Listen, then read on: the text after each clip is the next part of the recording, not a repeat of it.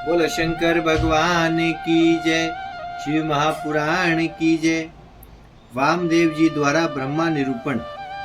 व्यास जी बोले, काशी में सूत जी के चले जाने पर मुनि लोग सोचने लगे कि हम उनसे एक प्रश्न और पूछना चाहते थे, उसका ध्यान ही नहीं रहा। पता नहीं अब उनके दर्शन कब प्राप्त होंगे। इस प्रकार मुनियों के विचार करते हुए एक संवत्सर व्यतीत हो गया।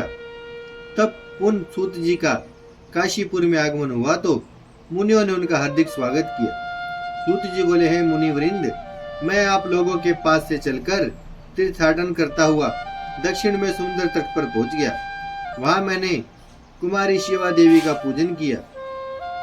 काल हसीत पर जाकर सुवर्ण मुखरा में स्नान किया। ऋषियों को तृप्त करते हुए, भगवान शंकर का स्मरण करते हुए चंद्रमा की कांति वाले उन काल हसीत को तृप्त किया। उन पांच मुख वाले परमेश्वर का एक बार ही दर्शन करने से सभी पाप नष्ट हो जाते हैं। मैं नित्य उन्हें नमस्कार, प्रणाम, प्रदक्षिणा करता था।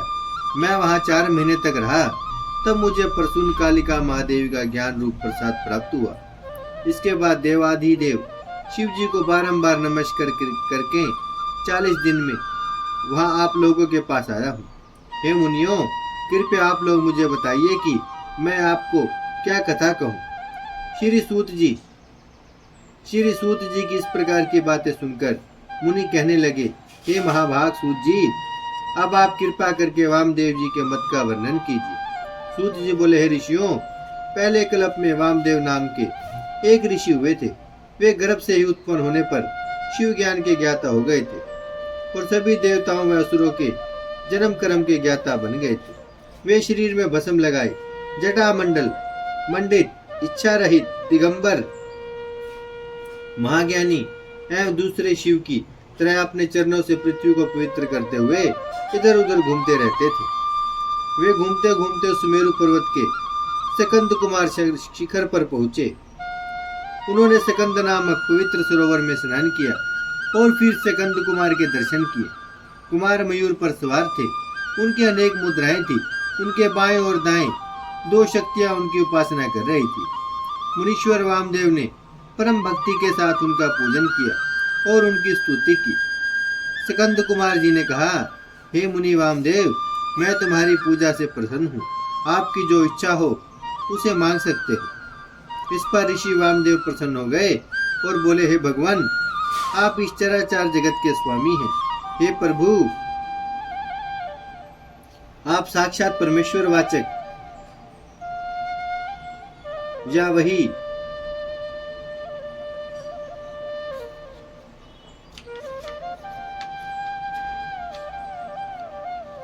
जो कि पशुओं का पाप मोचक है। यदि भगवान शिव जी को प्रणव के द्वारा बुलाया जाए तो वे क्षण भर में ही पापों को दूर कर देते हैं। इस कारण प्रणयोपासना ही तो पाप मोचक हुई और प्रणव की ही वाचकता सिद्ध हुई। ओंकार ही तो सर्वरूप व तथा श्रुति रूप है। हे शिव शंकर, आप प्राणियों के पति और परिपूर्ण हैं। आपको हमारा नमस्कार है।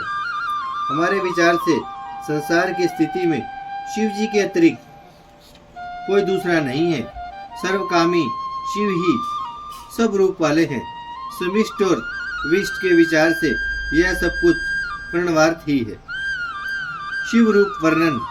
वामदेव जी बोले, हे भगवान, देवताओं के ईश्वर प्रणतारित भंजन 6 प्रकार के अर्थ का ज्ञान क्या है? 6 तरह के अर्थ कौन कौन से हैं? उनका क्या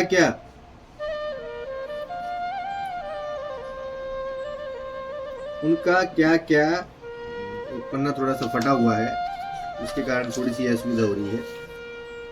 उनका क्या क्या ज्ञान है, इसका प्रतिपादक कौन है और इस ज्ञान का फल क्या है?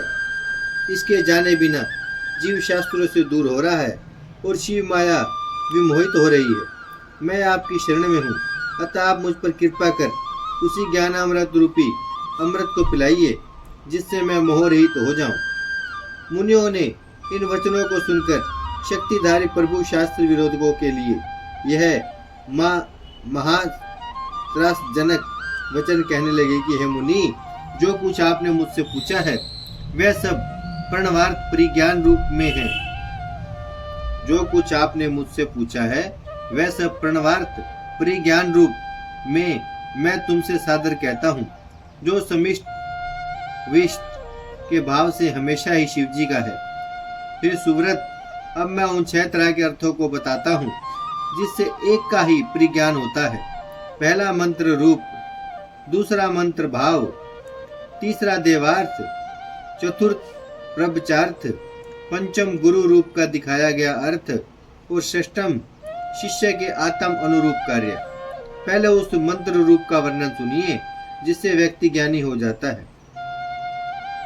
उसका पहला स्वर आकार है, उसके बाद 5वां ओंकार पड़ता है और उसी प्रकार पवर्थ का अंत मकार, यही बिंदु और नाद है।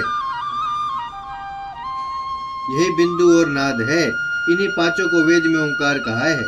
यह हमेशा बिंदु के प्रारंभ में है और यही वेष्ट रूप से सिद्ध ओकार शिव जी का वाचक है। इन्हीं 5 वर्णों की समिष्ट और बिंदु आदि 4 का समिष्ट कला प्रणव शिव का वाचक है और शिव जी के उपदेश मार्ग से जो उसका विचार है वही मंत्र रूप है। इसी को प्रणवराज कहते हैं और यही शिव जी का रूप है। शिव जी बोले, है पार्वती, अब मैं तुम्हें सृष्टि की पद्धति के विषय में बताता हूँ। ये महेशादि चतुष्टय और सदाशिव कहलाती है। यही समिष्ट प्रभु आकाश के स्वामी हैं और उन्हीं का महेशादि 4 रूप इसी की वेष्ट है। जिन सदाशिव के सहस्त्रांश से महेश्वर की उत्पत्ति होती है तथा जो व्यक्ति अनंत रूप होने से ही वायु के भी अधिपति हैं, जिनके नाम से माया शक्ति है, जो क्रियाओं के अधिपति हैं और जिनकी ईश्वरादि चतुष्ट व्यक्ति रूप है। तिरोभाव भी 2 तरह का होता है, एक रुद्रादि गोचर तथा दूसरा जीव समुदाय का शरीर रूप है। यहाँ पाप पुण्य रूपी शरीर जब तक स्थित है तब तक वह रहता है, वही विभु है। इसी को साक्षात परम ब्रह्मा कहा जाता है। भगवान शिव के वर्णों की सेवा करने वाले इसी उत्तम पद को प्राप्त करते हैं। शिव के 1000वें अंश से रुद्र की उत्पत्ति होती है, जो अघोर शरीर के हैं, जो संपूर्ण तेज तत्व के स्वामी हैं, जो अपने बाएं भाग में गौरी शक्ति को धारण किए हैं और संहार करने वाले हैं। यही शिव जी सृष्टि से मुक्त होकर लीला करते रहते हैं। शिव शंकर ही सर्वशक्तिमान है, यही सार रूप है। बोलो शंकर भगवान की जय, शिव महापुराण की जय। भजमन नारायण नारायण नारायण, श्रीमन नारायण नारायण नारायण, लक्ष्मी नारायण नारायण नारायण, सत्य नारायण नारायण नारायण।